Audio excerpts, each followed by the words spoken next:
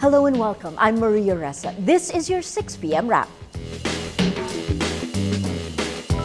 Petitioners against Grace Poe file a motion for reconsideration before the Philippine Supreme Court on its decision allowing the senator to run for president in the 2016 elections. Lawyer Estrella Alamparo, former Senator Kit Tatad, Professor Antonio Contreras, and former Law Dean Amado Valdez called the Supreme Court decision a perversion of the Constitution, saying the Supreme Court should take a second look at the undisputed facts. In a landmark ruling on March 8, the Supreme Court reversed the Commission on Elections decision, canceling Poe's certificate of candidacy, saying Poe is a natural-born Filipino and she met the 10-year residency requirement for presidential candidates. Poe fought disqualification cases before three bodies: the Senate Electoral Tribunal, COMELEC, and the Supreme Court.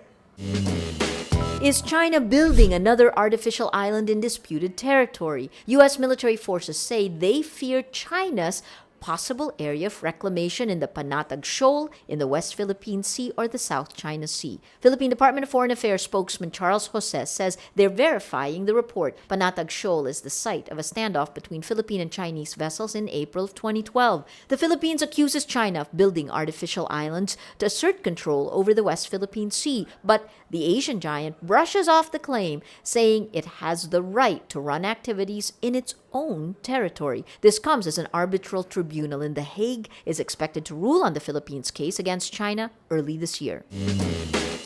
European Union leaders reach an agreement Thursday. Turkey will take in all migrants from Greece. EU leaders say they'll fast-track Turkey's long-stalled bid for EU membership in return for the asylum, provide billions of euros in extra aid, and allow Turkish nationals to travel visa-free. German Chancellor Angela Merkel calls it a good opportunity to stop human traffickers, but she insists on clear plans to process thousands of asylum seekers. Turkish Prime Minister Ahmet Davutoglu says the proposed deal was clear and honest, but adds Turkey will never become an open prison for migrants.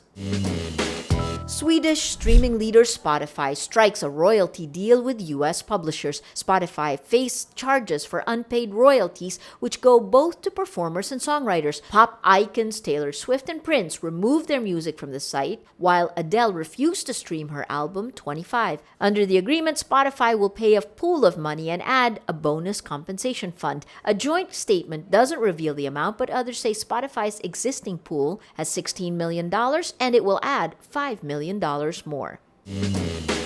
Marine theme park SeaWorld will stop breeding orcas or killer whales. The company says the killer whales in its care will be the last generation at the theme parks. SeaWorld has 7 orcas in Florida, 5 in Texas, and 11 in California. Animal rights activists slam SeaWorld over its poor treatment of orcas. Tilikum, the whale featured in the documentary Blackfish, is severely ill due to a bacterial infection. The company will also donate $50 million to the Humane Society of the United States, a part of a 5-year deal for animal rescue and rehabilitation.